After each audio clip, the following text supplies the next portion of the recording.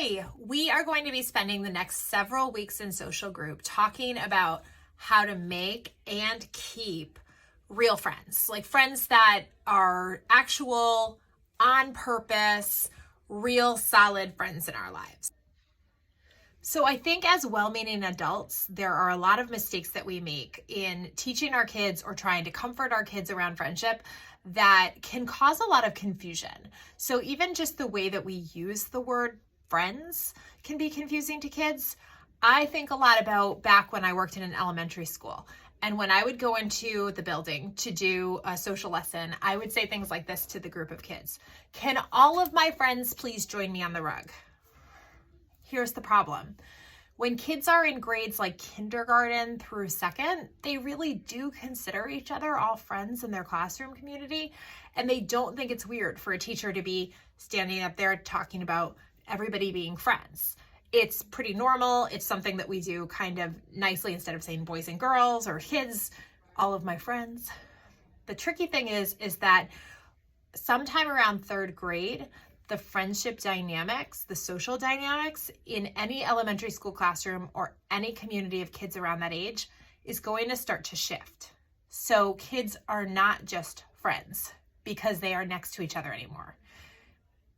It's kind of weird if you're a kid on the playground to go up to somebody after maybe second grade and say, "Do you want to be my friend?"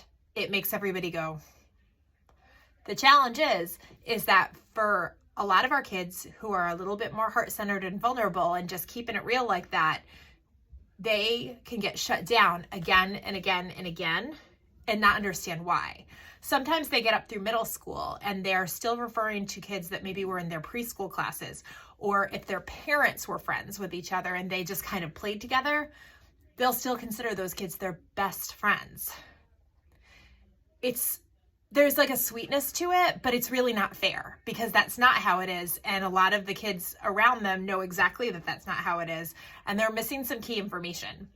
So I'm going to talk through a graphic that I've been using for years about how to teach the difference between classmates and friends and how people move from classmates or even just people in the world to classmates to friends, and try to demystify some of it.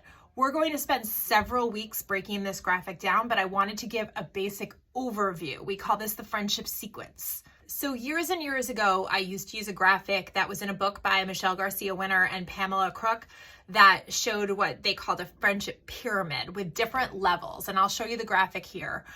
It was pretty useful, except that I found that a lot of my kids were just trying to constantly race to the top, trying to make best friends with people. And it also didn't really talk about how.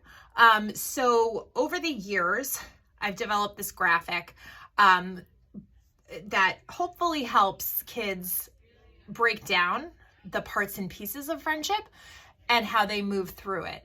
I will say that I talk about a lot of things with kids in any given year. This tends to be the lesson that they will come back to again and again and remember vividly. Sometimes even young adults will say, well, oh, you remember that friendship lesson that you taught and I had like a level 3 and then we crossed the bridge. So the language really sticks with people. I've had a lot of parents in parent chats say like, wow, this would have been helpful for me. Or, hello, is this how dating works? A lot of times the problem with friendship connection, we just expect people to understand how it happens. That's all well and good if social comes easy to you, but that would be like expecting me to just get calculus. It's not going to happen. It's just not going to happen. Anything with math, I'm going to need step-by-step instructions. I'm going to need explicit teaching, and I'm going to need practice and support. It's that way with friendship too. So when we as well-meaning adults say things to kids like, don't worry, friendship happens naturally, or just find somebody you have something in common with. It's not true. It's not true. And it just leads kids to feel like they are failures. So I'm going to walk us through this very broadly. I'm going to introduce you to the graphic, and then in the coming weeks, we're going to break down each part of it and really dig a little bit deeper into it. So the first very important part of this graphic is that we need to imagine that the height of the block represents the amount of people who fall into that category for us. So Level 1, lots and lots and lots and lots of people. Level 4 is very short. Okay, it's not a lot of people. The length of the block is important because that represents the amount of time and effort we put into those connections. So if you look at level 1, these are just any people we share space with at any time for any reason. And I use some pretty wild examples when I'm teaching this to kids. I might say, okay, you're going to go to group at Stop and Shop, or after group tonight, you're going to go to Stop and Shop with your mom. And there might be a line at the deli while you're waiting for your turkey and your cheese. All of those people around you, just because you are sharing space with them, they are your level 1s. Is it possible that you might connect with them and become a good friend? I guess, but it's pretty unlikely.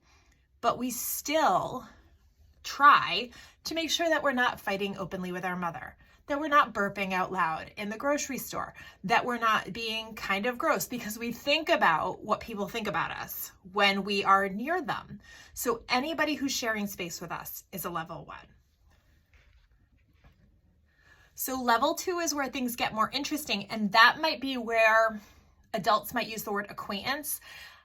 I'm okay with it, but it's kind of an old-fashioned word and people don't say it anymore. So we're just going to go ahead and, for our purposes, call them level 2s.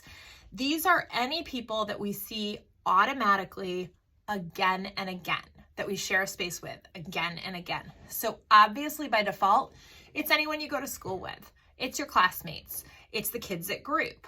It might be the kids in your religion class or your golf class or whatever you get signed up for and dropped off at.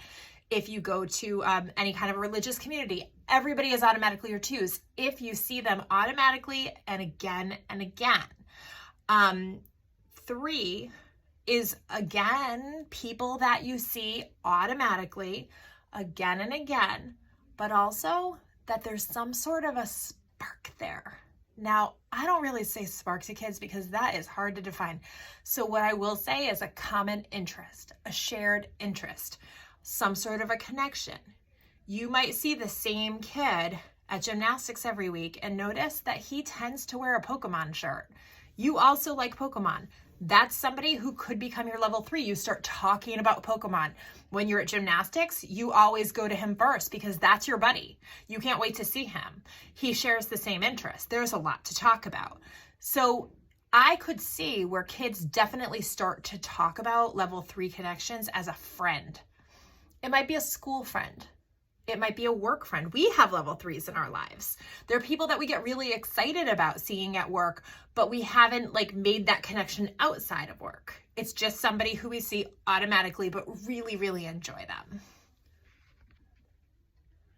So then there's that bridge. And I usually say to kids, does it look like a steel-framed, reinforced, super safe bridge? No, it looks wicked wobbly. It looks kind of scary. There's kind of a shark swimming underneath it. It's a tough bridge. And that is what leads us to level 4. And that's where our actual on-purpose friends are. Okay, so we've noticed fewer in each group, taking more time and effort, and now we get to this bridge. And in order to become somebody's friend, to have that shared relationship, we need to cross that wobbly bridge. And that bridge represents risk. That bridge represents taking a chance. It might be something as simple when you're older as saying, can I get your number so I can text you? Or saying, hey, do you maybe want to hang out sometime? Really, we make it sound so easy as adults, but think about that in your own life. When you maybe made a nice connection with somebody at work and had to ask for their number, I bet you weren't super chill about it. It's hard, it's hard, it's hard. So that's why we talk about the bridge as that segue. It's the transition from somebody you see automatically and enjoy to an on-purpose friend. So across the bridge, that's level 4, and these are people who we would define as friends. These are people who we see on purpose. It takes effort.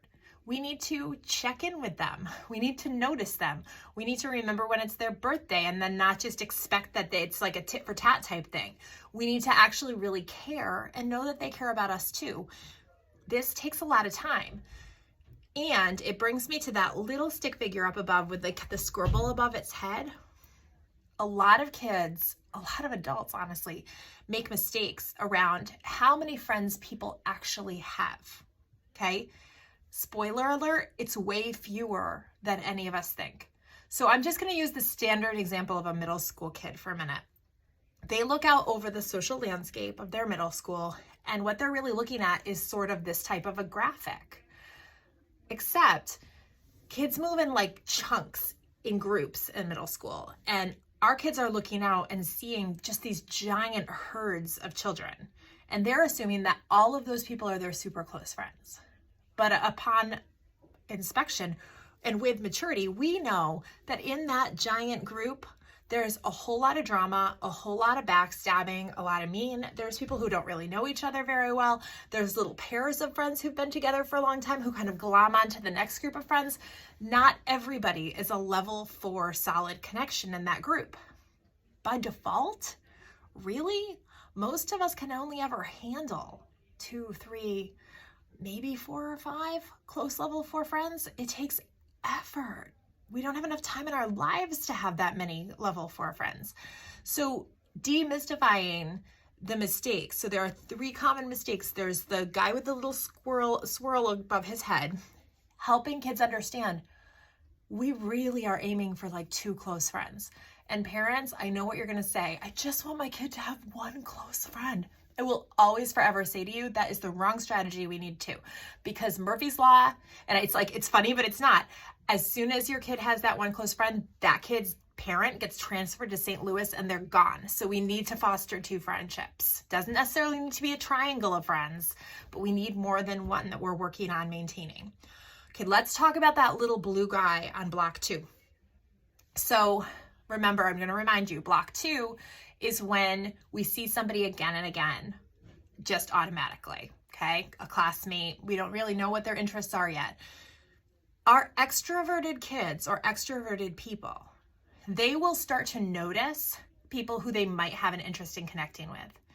And because they are a little bit more outgoing, maybe they're a little impulsive, they will try to skip steps, okay? So what this looks like on a 3rd grader is meeting somebody at the playground a few times and saying, do you want to have a sleepover at my house? Okay.